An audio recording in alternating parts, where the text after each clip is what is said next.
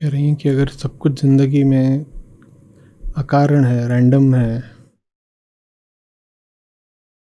Brownian motion की तरह है, तो फिर तो हमें किसी चीज़ की चिंता होनी नहीं चाहिए।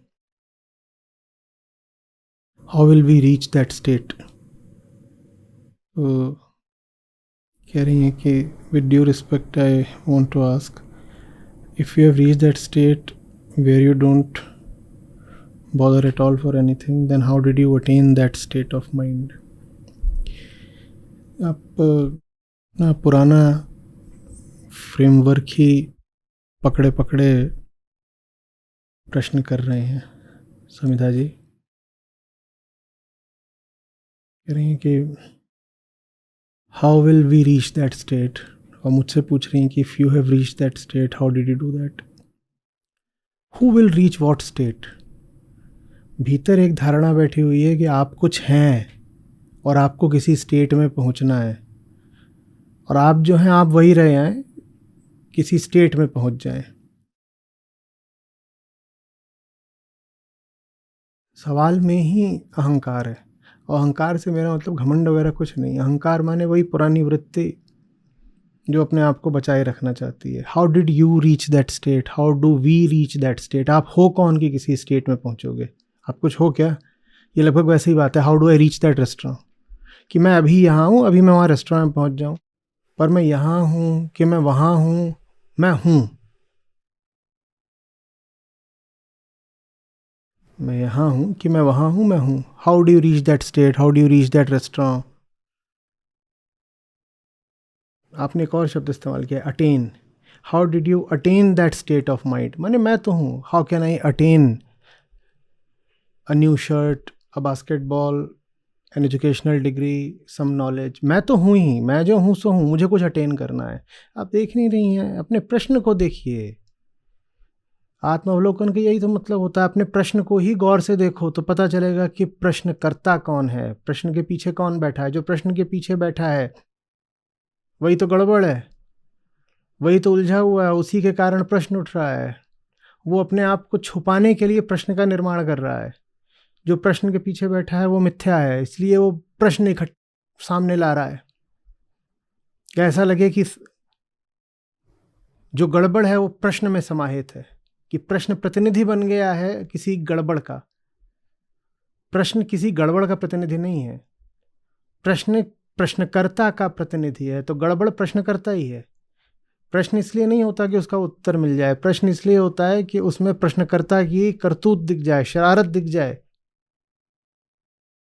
प्रश्न को उत्तर क्या मिलेगा? प्रकृति में कुछ भी उलझा हुआ तो है नहीं, कुछ भी विषम तो है नहीं। जहां पर कुछ भी टेढ़ा टपरा नहीं है, कुछ उलझा नहीं है, वहां पर अगर आप प्रश्न कर रहे हैं तो इसका क्या मतलब है? इसका मतलब ये है कि जो प्रश्न कर रहा है उसको ही बात समझ में नहीं आ रही है। इसका मतलब ये थोड़ी कि प्रश्न वाजिब है, कोई भी प्रश्न वाजिब हो ही नहीं सकता। कोई भी सवाल वाजिब हो ही नहीं सकता। वाजिब माने वैध, वैलिड, लेजिट।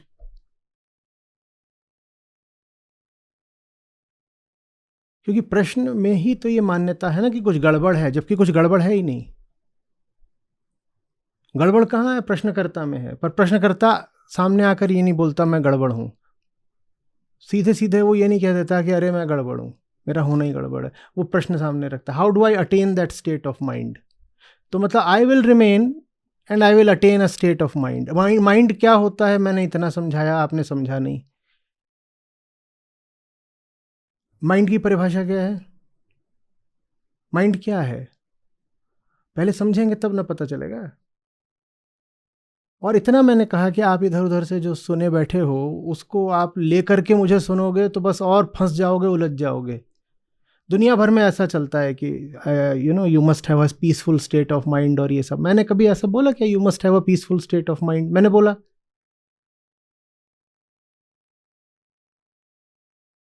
ये ऐसी सी बात है कि जानवरों के डॉक्टर का प्रिस्क्रिप्शन लेकर के आप इंसानों की फार्मेसी में आ जाएं और कहें कि ये दवाइयां दे दो। मैंने बोला क्या कि कोई स्टेट ऑफ माइंड होती है और उसको अटेन करना होता है? मुझे समस्या ये होती है कि मैंने इतना समझाया अहम क्या है, मन क्या है, पर आप मन की वही परिभाषा लेकर बैठे हैं जो आपने इधर उधर से पढ़ी है, गुरु लोगों से, किताबों से, या अपने मन से, या जो लोक भाषा लोक संस्कृति चलती है वहाँ से, और अब आप उस बात को लेजिट मानकर, वैध मानकर प्रश्न कर रहे हैं। जबकि मैं जो बता रहा हूँ उसको आप थोड़ा सा समझ लें अगर, तो ये प्रश्न आएगा ही नहीं। ये प्रश्न इसलिए नहीं आ रहा कि आप उलझे हुए हैं, ये प्रश्न इसलिए आ रहा है क्योंकि आप मेरे विरोध में हैं, आप मेरी बात सुनना नहीं चाहते। इतना बोला है मैंने, उसको सुन लो एक बार, तो ये जो आपको सवाल आते हैं ये आएंगे ही नहीं। ये attainment of a state of mind और ये सब बहुत फर्जी बातें हैं, बहुत फर्जी बातें अध्यात्म के नाम पे चलती रही हैं। और वो सब फर्जी बातें आपने पढ़ी, उनको आप छोड़ना नहीं चाहते। वो पकड़े पकड़े आप थोड़ा कहते हो कि ये आचार्य इससे भी कुछ लाभ उठा लें, ऐसे थोड़ी होगा। आप कह रहे हैं if everything happens like Brownian motion then we shouldn't be worried about anything. अरे भैया, आप मान लो ना कि है, देखो साफ साफ कि हाँ है ब्राउनियन मोशन, तो वरी नहीं रहेगी। लेकिन आप जो प्रश्न कर रहे हो उसके पीछे मान्यता क्या है समझो। आप कह रहे हैं अगर सब कुछ रैंडम होता तो हमें कोई चिंता नहीं होनी चाहिए थी, पर हमें चिंता होती है, इससे सिद्ध है कि रैंडम नहीं है। ये क्या कुतर्क है? अरे भाई, रैंडम हो ना हो, जो अहंकार बैठा है वो तो यही मान रहा है ना कि मैं करता हूं, कुछ भी रैंडम नहीं है, कुछ भी अकारण नहीं है, मैं ही कारण हूं। है क्या, वो बात अलग है। आप मान क्या रहे हो बात अलग है, और आप जो मान रहे हो आप उसी को सच मान करके फिर मुझसे कह रहे हो कि देखो सच तो ये है। इफ देन में बात नहीं चलती अध्यात्म में। आपने कहा कि अगर सब कुछ रैंडम होता तो मुझे कोई चिंता होनी नहीं चाहिए थी, पर मुझे तो चिंता है, और इससे ही सिद्ध होता है कि रैंडम नहीं है मामला। चिंता तो आप किसी भी चीज़ पे कर सकते हो, ज़रूरी थोड़ी है कि कुछ हो वास्तव में तभी आप चिंता करो। आप चिंता कर सकते हो कि आपके कमरे के बाहर तेंदुआ बैठा है, ज़रूरी थोड़ी है कि तेंदुआ हो। चिंता तो लेकिन हो सकती है, तेंदुए के बिना भी चिंता हो सकती है, और तेंदुए के बिना तेंदुए की ही चिंता हो सकती है। प्रकृति में बिल्कुल है कि सब अकारण है, एक प्रवाह है बस। लेकिन ये बात अहंकार थोड़ी मान रहा है। अहंकार तो कहता है कि कुछ भी अकारण नहीं हो रहा, करने वाला मैं हूं, I am the doer and I am doing it on a purpose. My actions are purposeful, I do things on purpose, I have a place to reach, I have a state of mind to attain, I have a state of life to attain, I am somebody. अहंकार ये बोलता है। ये आपने अभी देखा कहाँ कि life is random and purposeless? और यही देखना लाइफ का पर्पस है। The purpose of life is to see that life is purposeless.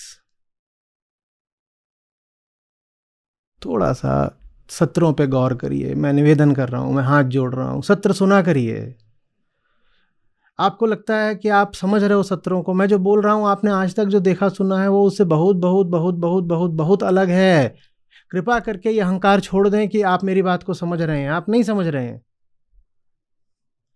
और जो लोग पहले इधर उधर कहीं अध्यात्म में घूम घाम के आ गए हैं उनको तो बिल्कुल मेरी बात नहीं समझ में आ रही है। जिनके मन में पुरानी आस्थाएं और विश्वास बैठे हुए हैं, और खासकर जो लोग पहले किसी परंपरा वगैरह से संबंधित रहे हैं, उनको तो मेरी बात बिल्कुल नहीं समझ में आ रही है, क्योंकि उनका अहंकार उन्हें पुरानी चीज़ छोड़ने ही नहीं दे रहा। वो पुराने चश्मे से मुझे देखने की कोशिश कर रहे हैं, उन्हें कुछ दिखाई नहीं दे रहा, फिर वो मेरे सामने आ जाते हैं, कभी परेशान होकर के,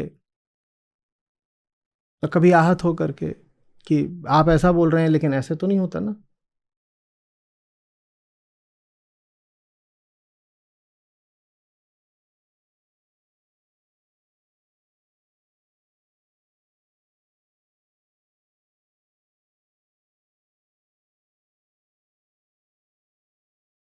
आपने सत्र नहीं सुने हैं, मैं आपको अभी से बताए दे रहा हूँ,